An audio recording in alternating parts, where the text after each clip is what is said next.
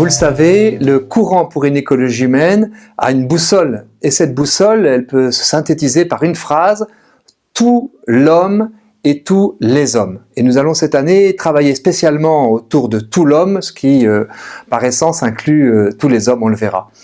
Et c'est derrière cette formule une posture anthropologique. Il y a une anthropologie du courant pour une écologie humaine, cet humanisme intégral qui veut un homme qui ne soit amputé d'aucune de ses dimensions.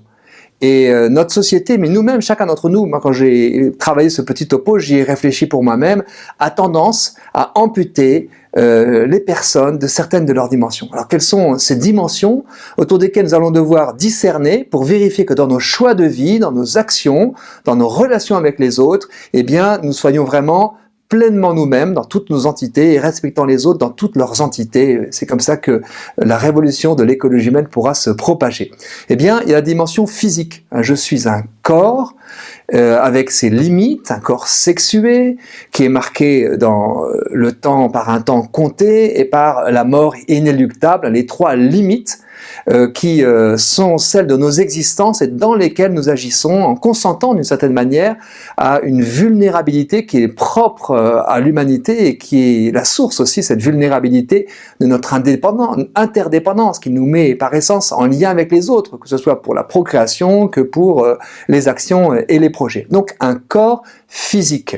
Et l'an dernier, pour ceux qui ont participé à la formation autour des communs, nous avions eu la chance d'avoir une praticienne vitose qui nous expliquait à quel point il est important d'être présent physiquement d'abord dans nos relations avec les autres, dans notre présence au monde, dans nos activités, sans intellectualiser ou on pourrait dire peut-être spiritualiser les choses. Alors, nous sommes au fond incarnés. Et nous avons donc à prendre soin de nos organes, de tous nos sens, et de continuer de vivre pleinement avec ce que nous sommes physiquement.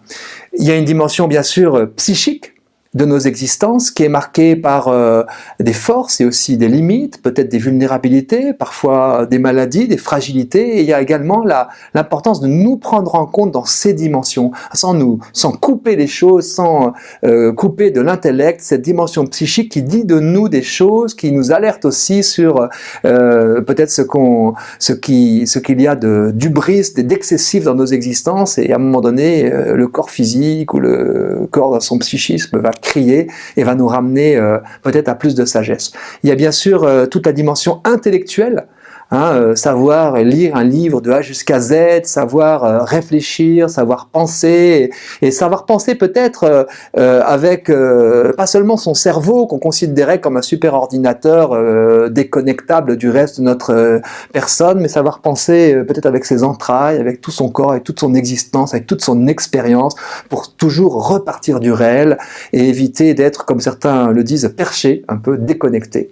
Et puis, il y a également cette dimension qui est très souvent amputée par l'idéologie dominante, celle de la pensée unique, qui parfois nous asservit, cette dimension qui siège dans le fort intérieur, dans ce que certains ont appelé le sanctuaire inviolable de la conscience, la dimension spirituelle propre à l'homme, ce qui l'appelle à s'interroger sur le sens de son existence, sur le sens de l'histoire de l'humanité, qui s'interroge sur la mort et qui aussi est le lieu où émerge éventuellement une foi religieuse. Et indépendamment de toutes les croyances que nous pourrions avoir, nous serons attachés à accueillir en nous cette dimension spirituelle intégrée aux autres dimensions, et puis à prendre en compte chez tous ceux avec lesquels nous allons travailler, que nous rencontrerons à proximité, à hauteur d'homme, comme le dit souvent Pierre-Yves Gomez, eh bien, à intégrer cette dimension aussi spirituelle, ainsi que toutes les autres dimensions. Et voilà un beau chantier qui va nous unifier et aussi nous faire transformer le monde pour cette année. Donc, Tugdual vient de nous exposer les fondements de notre courant pour une écologie humaine, c'est-à-dire le compas, la boussole, et c'est son anthropologie. Cette anthropologie qui nous permet de discerner et de construire un chemin. Alors, quelle est la finalité ultime du courant pour une écologie humaine? C'est de nous mettre en mouvement, c'est de nous permettre d'avancer, de nous mettre en marche. Et pour cela, nous avons cette année un parcours qui nous est proposé, qui est un parcours d'édification. oikodomeo en grec, ça veut dire construire la maison. Et cette maison, au fond, va nous permettre de nous déployer dans notre nature humaine. Alors ce parcours, après la soirée d'aujourd'hui, va comprendre 7 soirées qui sont dédiées finalement à cette construction qui nous est proposée de cette humanité dans toutes ses dimensions qui vont nous permettre finalement de nous engager et d'agir. Pour cela, nous avons d'abord 4 soirées qui sont sur le thème de, d'abord, se situer. Se situer, c'est dans la verticalité, savoir où nous sommes. Paul Valéry disait, un esprit qui s'est situé est un esprit en marche. Donc, il nous faut, dans l'histoire, dans le temps, nous situer, nous permettre de savoir comment nous intervenons, comment nous lions notre histoire avec un petit h à l'histoire avec un grand H. Et se situer, c'est aussi rentrer dans cette dimension verticale qui est la nôtre, qui fait partie de notre anthropologie, qui est la dimension transcendante. La dimension transcendante qui nous permet d'échapper aux déterminations, qui nous permet de déployer notre identité propre, notre mystère d'une certaine manière, et d'échapper à ce que l'on veut que l'on soit de nous. Se situer, c'est encore rentrer dans une histoire, c'est encore nous mettre d'une certaine manière en chemin. La deuxième soirée va être dédiée à la question de l'enracinement. L'enracinement, c'est cette vieille question qui est un problème dans notre civilisation, c'est de nous permettre d'appartenir à ce milieu vivant. C'est de rentrer dans la considération de notre lien qui nous relie à travers nos racines qui prennent corps dans des territoires, dans une histoire, dans un lien avec des éléments vivants de notre environnement. Comment nous sommes d'une certaine manière une humanité qui fait partie de, on va dire, d'un monde vivant. La troisième soirée, donc je me suis déployé maintenant de manière verticale, se situe en haut, l'enracinement en bas, et maintenant, de façon horizontale, je vais m'ouvrir. C'est-à-dire que je vais essayer d'attraper toutes les dimensions de mon être, de mes 5 sens, et je vais les déployer. Je vais sortir de ce que Tugdual appelait tout à l'heure cette compartimentisation, qui fait que je vais développer uniquement une partie de moi-même. Je vais prendre toutes les dimensions de mon être. Et ça, c'est donc la dimension de l'ouverture. Après, je vais me relier. C'est-à-dire que je vais prendre conscience que être un être humain, c'est pas seulement être un individu, une personne isolée. C'est que je ne peux pas penser l'individu sans penser, au fond, la communauté des hommes, l'humanité.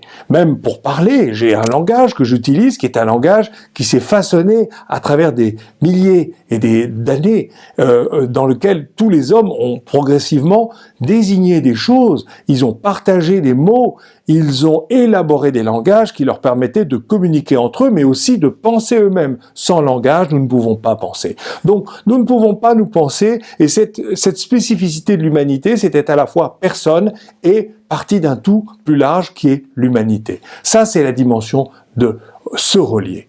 Et c'est donc la 4e soirée. Après, nous sommes, je dirais, nous rentrons dans la phase de l'action. C'est-à-dire que nous nous sommes édifiés et cette action va passer par 3 étapes. D'abord, le travail.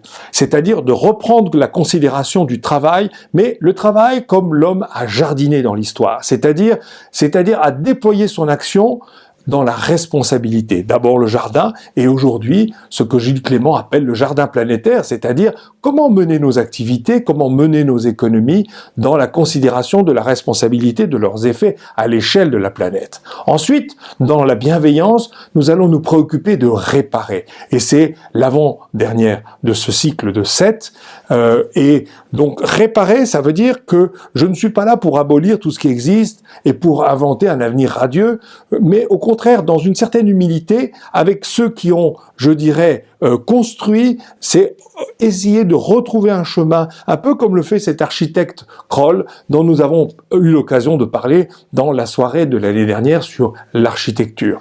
Réparer et enfin pacifier. Un élément essentiel, car une humanité ne peut pas se déployer sans confiance mutuelle. Et c'est là que l'introduction de cette bienveillance et l'introduction d'une capacité à prendre en charge des conflits, mais non pas en rentrant dans ces conflits, non pas en étant indifférent à ces conflits, mais en essayant de les prendre en charge et à les réconcilier dans une vision, disons, innovante et nouvelle, qui ouvre des nouveaux chemins, et non pas à s'enfermer dans des polarisations stériles. Voici les 7 étapes qui nous mèneront à une dernière soirée où nous regarderons tous les liens qui existent entre ces différentes étapes. Et ça, ce sera notre parcours de cette année.